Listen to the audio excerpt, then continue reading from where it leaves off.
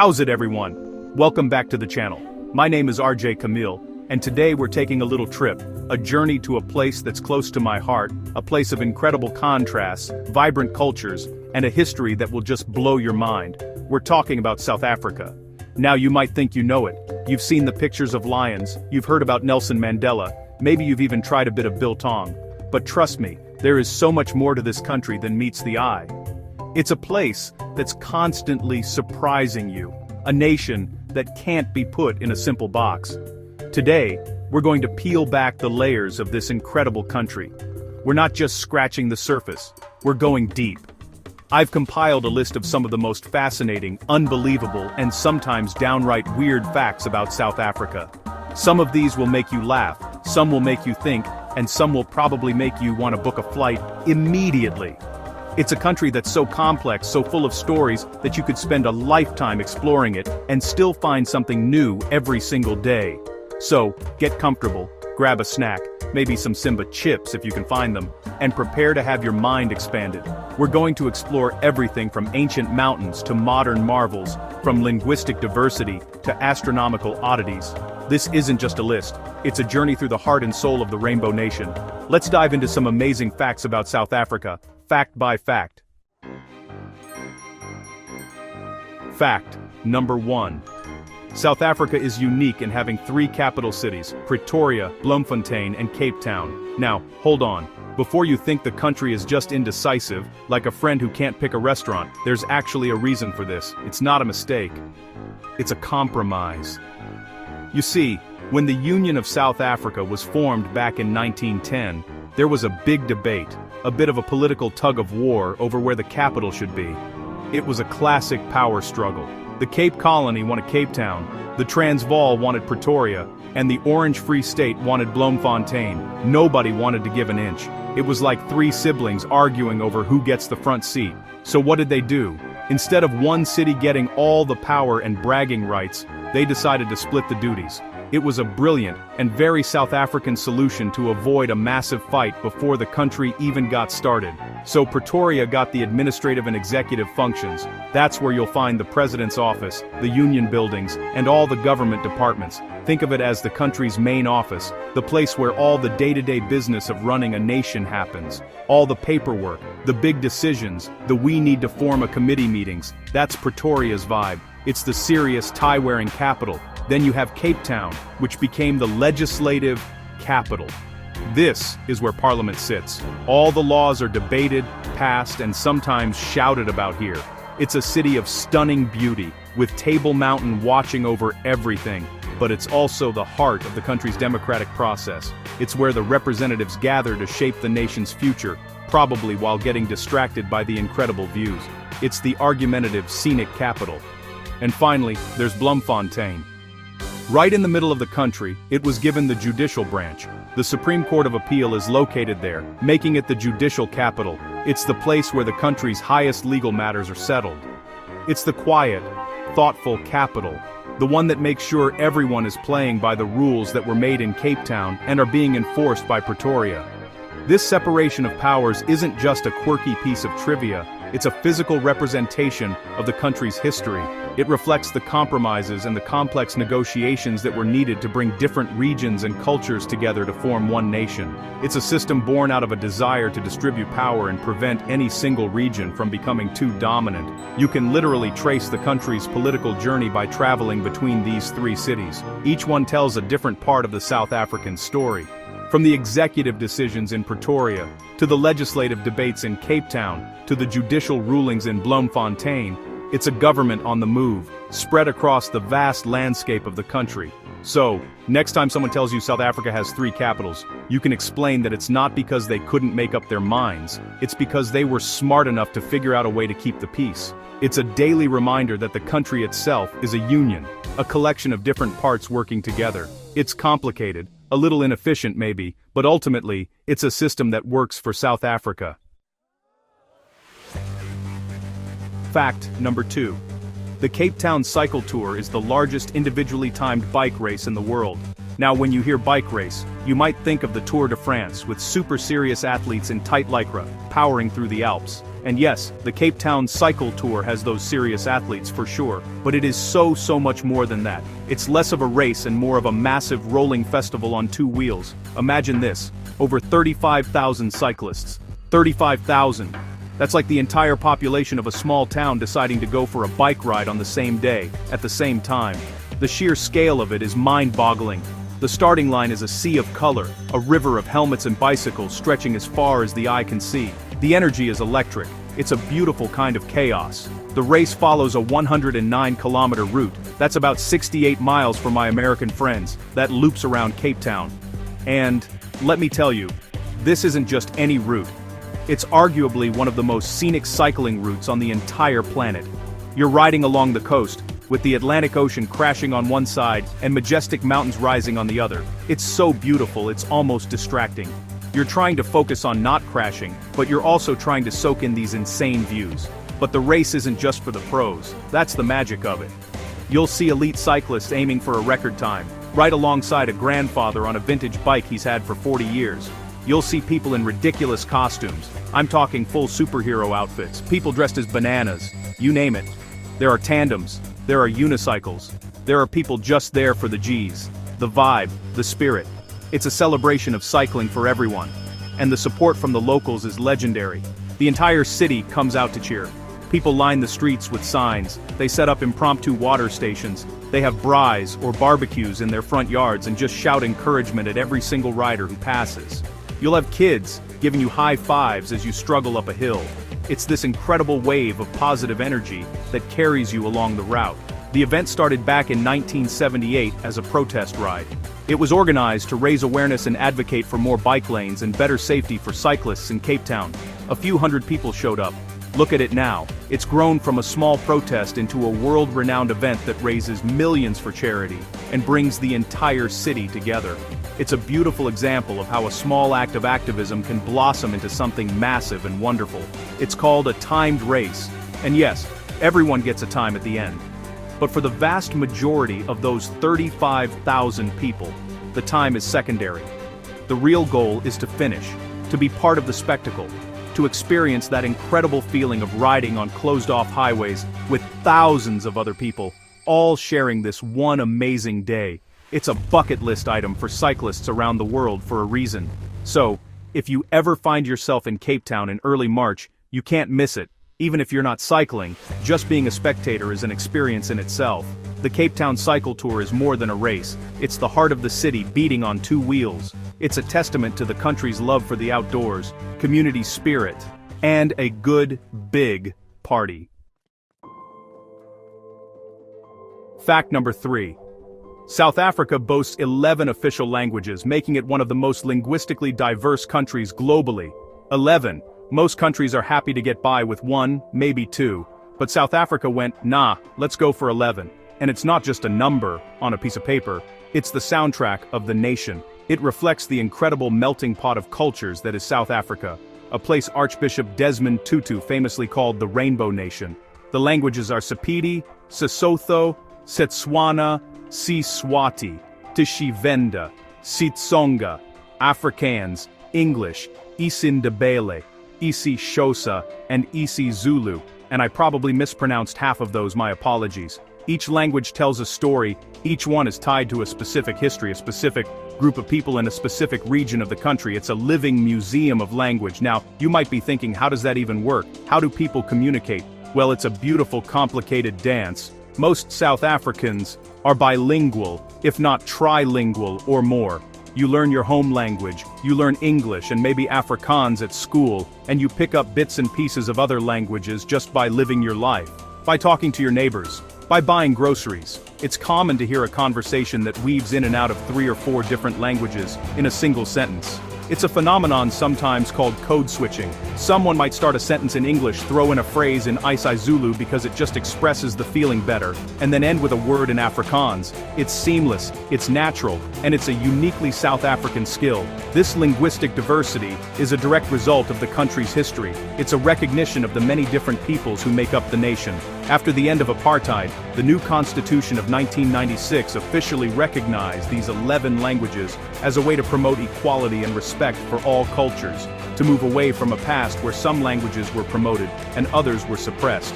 It was a powerful political statement. So when you travel through South Africa, the linguistic landscape changes. In the Western Cape, you'll hear a lot of Afrikaans and English. Head east to KwaZulu-Natal, and the dominant language is isiZulu. Go up north to Limpopo, and you'll hear Sepedi, Tshivenda, and Zitsonga. The road signs, the government forms, the national anthem itself, they all reflect this multilingual reality.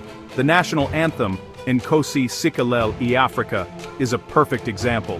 It's a beautiful medley, incorporating lyrics from 5 of the 11 official languages: isiXhosa, isiZulu, Sesotho, Afrikaans, and English.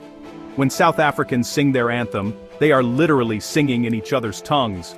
It's a powerful symbol of unity in diversity, a weekly reminder that all these different voices belong to one nation. So, having 11 official languages isn't a problem to be solved, it's a treasure to be celebrated. It's a constant reminder of the country's rich tapestry of cultures. It makes life more interesting, conversations more colorful, and the nation as a whole more complete.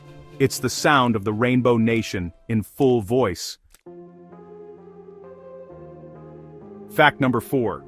The Vredefort Dome in South Africa is the site of the oldest and largest meteor impact crater on Earth. Now, we're not talking about a little dent in the ground here. We are talking about a cosmic fender bender of epic proportions. This thing is so massive and so ancient that it makes the dinosaur-killing asteroid look like, well, a pebble hitting a puddle. It is, quite literally, the world's oldest and biggest bruise. This impact happened an estimated 2 billion years ago.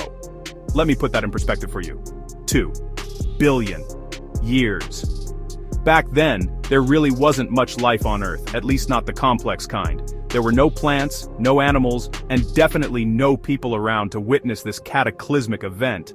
The dominant life forms were single-celled organisms, probably just floating around, minding their own business when their whole world got rocked. The meteor, or asteroid that hit Earth, is estimated to have been about 10 kilometers, or 6 miles, in diameter. That's the size of a mountain, hurtling through space and slamming into our planet. The impact was so powerful it would have vaporized rock, created seismic shocks that rippled around the globe, and thrown debris into the atmosphere that would have blocked out the sun for a very, very long time. The crater it left behind was originally thought to be about 300 kilometers, or 186 miles, across. That's huge. You could fit several major cities inside it. Over the 2 billion years since the impact, erosion and geological processes have worn it down. So today, you can't just stand on the edge and look into a giant bowl-shaped hole like you see in the movies.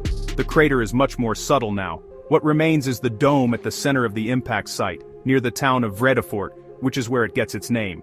This dome is what's known as a rebound structure. When the asteroid hit, it compressed the rock deep into the earth, and then that rock bounced back up, creating a central uplift of hills. So you're not looking at a crater, you're standing on the geological scar tissue of the impact. The area is now a UNESCO World Heritage Site, recognized for its unique geological value. It's a natural laboratory for scientists studying planetary impacts. By looking at the shocked rocks and the structure of the dome, they can learn about the immense forces that shape planets, not just Earth, but others in our solar system as well. It's like having a piece of cosmic history right in your backyard. For visitors, it's a place of rugged beauty. The Vaal River flows through the dome, creating a beautiful landscape for hiking, river rafting, and exploring. As you walk through these hills, it's honestly mind-blowing to think that the very rocks under your feet were once subjected to pressures and temperatures greater than anything we can imagine, all in a fraction of a second, 2 billion years ago. So, the Vredefort Dome isn't just a geographical feature, it's a time capsule. It's a silent, stoic witness to a time when the Earth was young and violent. It's a reminder of our planet's turbulent past and the cosmic forces that are constantly at play. It's the ultimate story of survival, a scar that the Earth has worn for 2 billion years, and a truly humbling place to visit. Fact number 5. South Africa is the first and only country to build and then voluntarily dismantle its entire nuclear weapons program. This is a big one. It's a story that sounds like it's straight out of a political thriller, but it's completely true. In the high-stakes world of international politics and nuclear proliferation, where countries are desperately trying to get these weapons, South Africa went in the complete opposite direction. They built them, and then they gave them up. The program started in secret during the apartheid era in the 1970s. The government at the time felt isolated and threatened. They were surrounded by hostile states, facing international sanctions, and embroiled in a border war in Angola. So, in their minds, developing a nuclear deterrent was a way to guarantee their security. It was the ultimate insurance policy. Over the years, they successfully built 6 nuclear bombs, with a 7th one under construction. Think about that. A country at the southern tip of Africa, working in secret, managed to develop one of the most complex and dangerous technologies known to humanity. It was a major, albeit clandestine, scientific and engineering achievement. The program was hidden from the world, and even from most of its own citizens. But then, everything changed. By the late 1980s, the Cold War was ending. The political situation in southern Africa was shifting, and most importantly, apartheid was beginning to crumble from within. The very reasons for having the bombs were disappearing. The government, under President F.W. de Klerk, made a historic and unprecedented decision. In 1989, they ordered the complete dismantlement of the nuclear weapons program. The bombs were taken apart, the highly enriched uranium was repurposed for peaceful use, and all the facilities were destroyed or converted. They decided that a future, democratic South Africa, a South Africa that was rejoining the international community, would be safer and stronger without these weapons. In 1993, President de Klerk went before the South African Parliament and the world and announced what they had done.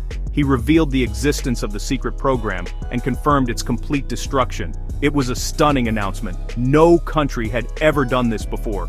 They had crossed the nuclear threshold and then willingly stepped back. This act paved the way for South Africa to sign the Nuclear Non-Proliferation Treaty and become a leading voice for global disarmament. Nelson Mandela, after he became president, continued this policy, championing the cause of a nuclear weapon-free world on the global stage. It was a powerful moral statement from a country that was reinventing itself. So, why is this so important? Because it proves that disarmament is possible. It shows that a country can choose a different path, that security doesn't have to come from possessing the most destructive weapons. It was a gesture of immense trust and a commitment to a more peaceful future, not just for South Africa, but for the world. It remains one of the most remarkable and hopeful stories in modern history. Fact number 6. Table Mountain in Cape Town is estimated to be over 260 million years old, making it one of the oldest mountains on the planet. When you look at that iconic flat-top mountain standing sentinel over Cape Town, you're not just looking at a big rock. You are looking back in time. Deep, deep time. This mountain is ancient, a true elder of our world. To give you some context, the Himalayas, which we think of as these grand ancient peaks, are geological toddlers in comparison. They're only about 50 million years old. The Andes are around the same. Table Mountain was already an old, weathered mountain range long before the first dinosaurs ever walked the Earth, which was around 230 million years ago. It saw the continents drift apart. It witnessed ice ages come and go. It's made primarily of sandstone, resting on a base of granite.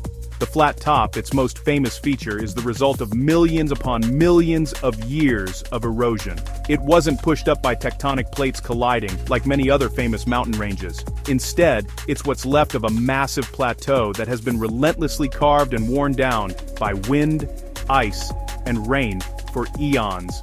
It's a mountain shaped by subtraction, not addition. This incredible age means the mountain has developed its own unique ecosystem. It's the heart of the Cape Floral Kingdom, the smallest but richest floral kingdom in the world. There are species of plants, known as fynbos, that grow on Table Mountain and nowhere else on Earth. Some of these plant families have lineages that stretch back millions of years. It's a living laboratory of evolution. The mountain is not static. It's a living, breathing part of Cape Town. Its mood changes with the weather. One minute it's clear and majestic, the next it's covered by the famous tablecloth, a layer of cloud that spills over the edges like a slow-motion waterfall. This happens when the southeasterly wind, known locally as the Cape Doctor, pushes moist air up the slopes. For centuries, this mountain has been a beacon for sailors and a source of inspiration for everyone who lives in its shadow. The indigenous Khoi and San people, the original inhabitants of the area, considered it a sacred mountain, calling it Horikwago, which means mountain in the sea. It's easy to see why. It rises so dramatically from the ocean, a true landmark. Today it's a playground for locals and tourists alike. You can hike up one of its many trails, or you can take the famous cable car to the top for one of the most breathtaking views you will ever see. Standing on that ancient rock, looking out over the city, the ocean, and Robben Island, you feel a connection to something vast and timeless. So, Table Mountain is far more than just a pretty backdrop for your vacation photos. It's a geological marvel, a biodiversity hotspot, and a cultural icon all rolled into one. It's a silent, powerful reminder of the planet's immense history, standing right there in the middle of a bustling, modern city. It's a true wonder of the natural world. Fact number 7. South Africa is recognized as a biodiversity hotspot, home to nearly 10% of the world's plant species. Now, when people think of South African wildlife, their minds usually go straight to the big five: lion, leopard, elephant, rhino, and buffalo. And, yes, the country has those in abundance, but the true depth of its natural wealth goes so much further. It is, without exaggeration, one of the most biologically diverse places on the entire planet. Let's start with the plants. South Africa is the only country in the world that contains an entire floral kingdom within its borders, the Cape Floral Kingdom, which we touched on with Table Mountain. It's the smallest of the world's 6 floral kingdoms, but it is by far the most dense in terms of species. It has over 9,000 species of plants, and a staggering 70% of them are found nowhere else on Earth. It's like nature's secret garden. This incredible floral diversity is just the beginning. The country's landscapes are unbelievably varied. You have the arid semi-desert of the Karoo, the lush subtropical forests of the East Coast, the high grasslands of the Highveld, the dramatic mountains of the Drakensberg, and the unique Fynbos biome in the Western Cape. Each of these ecosystems supports its own distinct web of life. This variety of habitats means a variety of animals. Beyond the famous safari animals, South Africa is home to an incredible array of creatures. It has the largest bird diversity in Africa, with over 850 species. It has a rich marine life, including the great white sharks of Gansbaai, and the annual Sardine Run, a natural spectacle so massive it can be seen from space. Think about this. The country covers only about 1% of the Earth's land surface, but it's home to almost 10% of the world's known plant species and 7% of its reptile, bird, and mammal species. That is an insane concentration of life. It's what conservationists call a megadiverse country, one of only 17 in the world. This natural heritage is a source of immense pride but also a huge responsibility. South Africa was a pioneer in conservation, establishing Kruger National Park way back in 1898, one of the oldest and greatest game reserves in the world. Today, the country has a vast network of national parks and protected areas, all dedicated to preserving this incredible biodiversity. But it faces enormous challenges like poaching, habitat loss, and climate change. The fight to protect the rhino, for example, is a daily battle. So this biodiversity isn't just something to be admired, it's something that needs to be actively protected by conservation efforts, by responsible tourism, and by a global commitment to preserving our planet's natural wonders. So, when you think of South Africa, don't just think of lions and elephants. Think of the delicate Fynbos flowers, the rare birds of the Drakensberg, the penguins on Boulders Beach, the whales off the coast of Hermanus. Think of a country that is a microcosm of the world's natural beauty, a vibrant, living, breathing testament to the richness of life on Earth. It's a treasure that belongs to everyone. And there you have it, just a handful of the countless fascinating facts about the incredible country of South Africa. From its unique political structure with 3 capitals to its ancient mountains and mind-blowing biodiversity, it's a place that truly defies simple descriptions. It's complex, it's beautiful, it's challenging, and it's full of stories. We've only managed to scratch the surface today, but I hope it's given you a deeper appreciation for the Rainbow Nation, and maybe even sparked a desire to learn more, or see it for yourself one day. Thank you so much for joining me on this journey. I had a blast sharing these little pieces of South Africa with you. Now I'd love to hear from you. What was your favorite fact from the video? Was it the story of the dismantled nukes, the sheer scale of the cycle tour, or maybe the mind-bending age of Table Mountain? Drop a comment below, and let me know what surprised you the most. I read every single one, and I'm genuinely curious to see what stood out to you. If you enjoyed this deep dive and want to explore more incredible places and stories from around the world with me, please do me a huge favor. Hit that like button. It really helps the channel out. And make sure you subscribe and turn on notifications so you don't miss the next adventure. Thanks again for watching, stay curious, and I'll see you in the next video. Hamba Kahli. Go well.